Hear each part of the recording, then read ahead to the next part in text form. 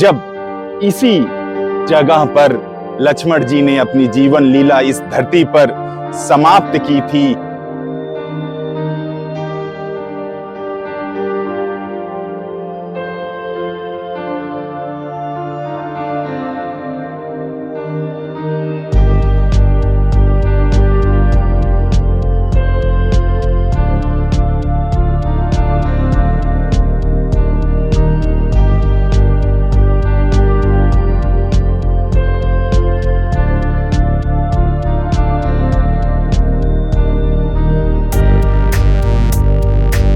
साथियों, आपका बहुत बहुत स्वागत है इस प्रस्तुति में जो हो रही है अयोध्या के लक्ष्मण किला से।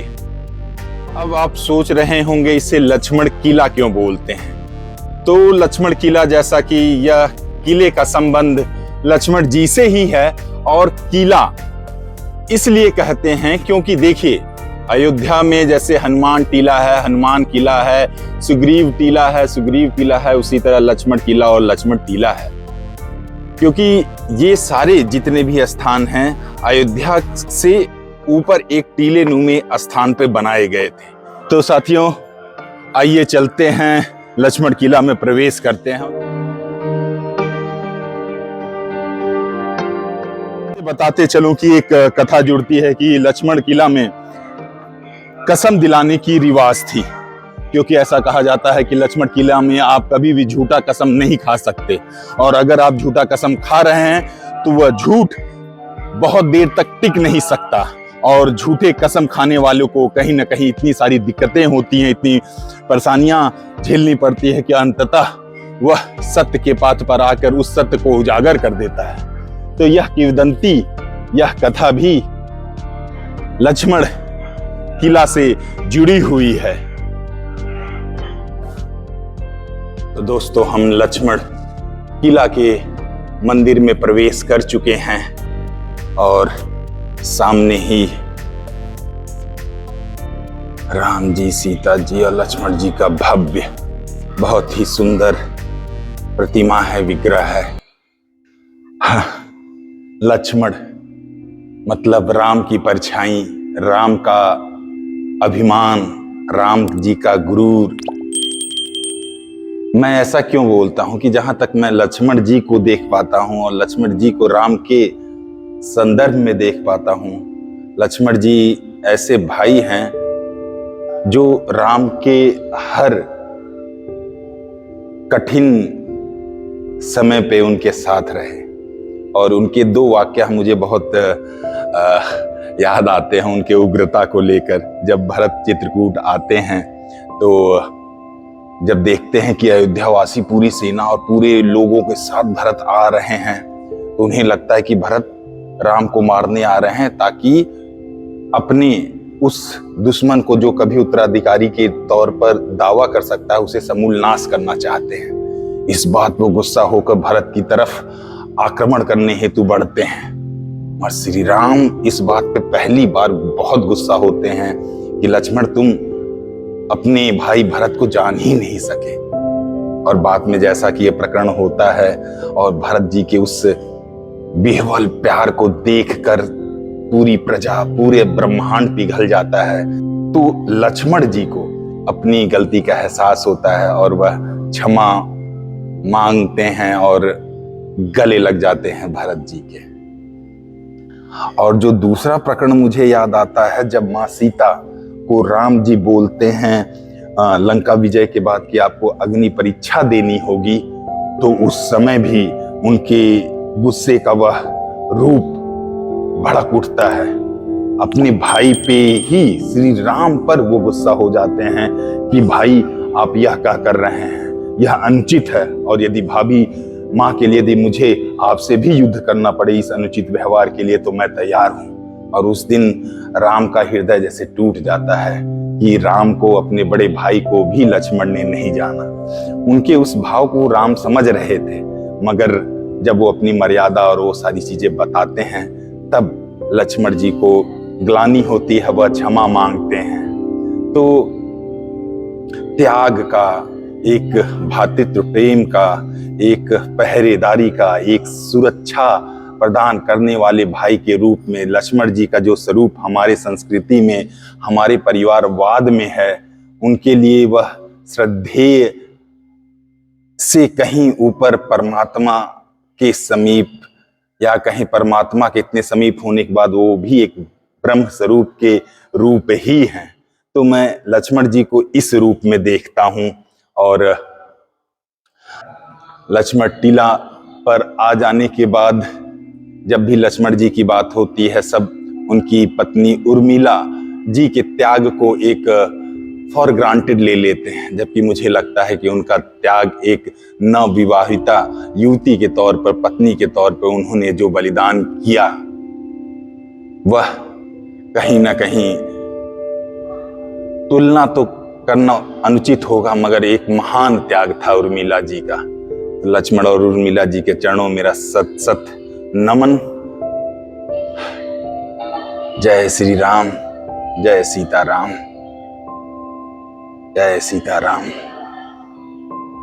और इससे जुड़ी हुई दूसरी किंवदंती बताएं तो अगर आप लक्ष्मण टीला आते हैं, लक्ष्मण किला आते हैं, जैसा कि लक्ष्मण जी शेषनाग के अवतार हैं, तो आपका सर्प दंश का जो दोष है या होने की संभावना है वो चली जाती है, टल जाती है, या कहें सर्पदंश से आपको मुक्ति मिल जाती है इस लक्ष्मण किला पर आने से।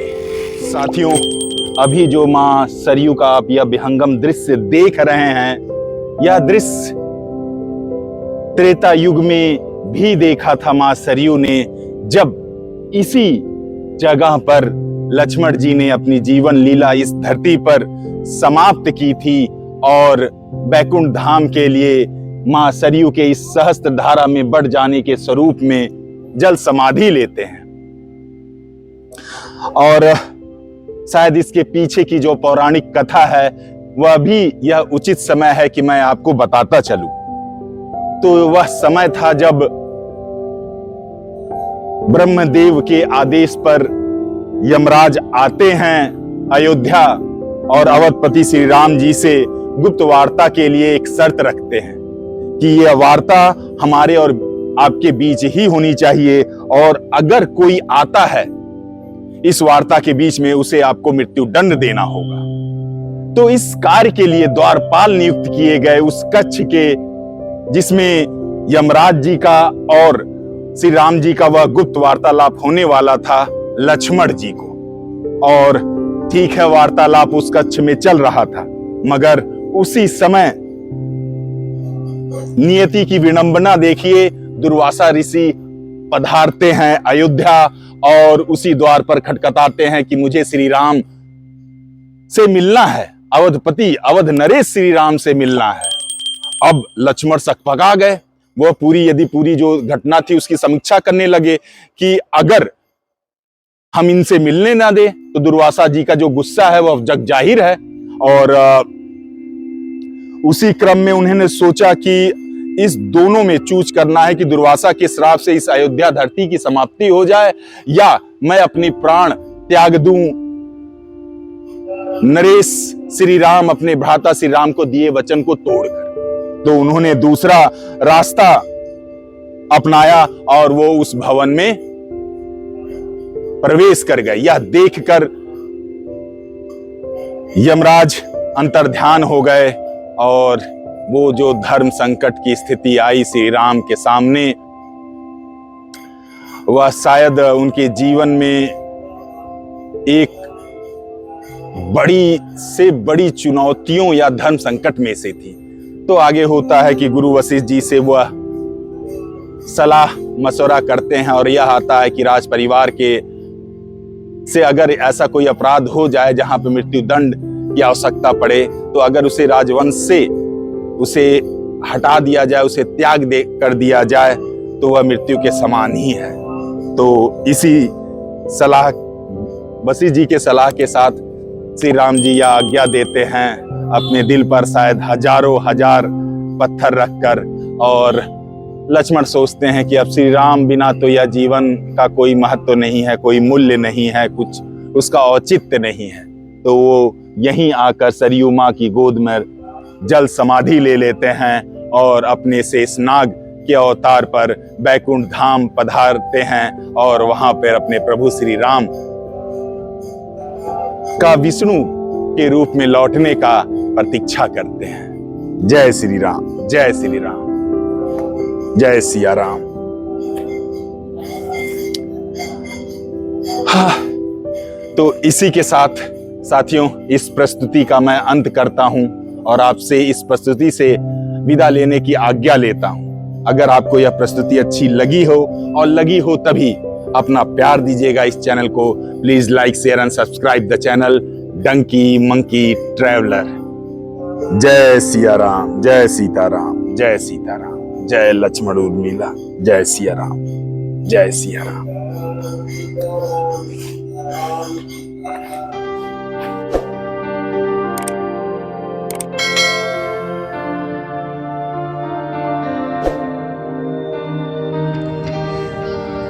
आज पापा को गए हुए 1 साल हो गया। मतलब उस भावना को व्यक्त करना असंभव है। मतलब शायद सच बोले तो पहली बार जिंदगी में किसी के जाने से या मौत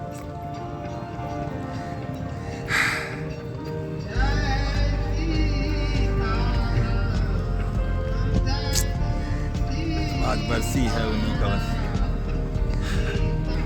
माँ सरयू के किनारे उनको याद करने, उनके लिए शांति के लिए पूजा पाठ कराने के लिए हैं। हे राम, जय श्री राम। राम पापा।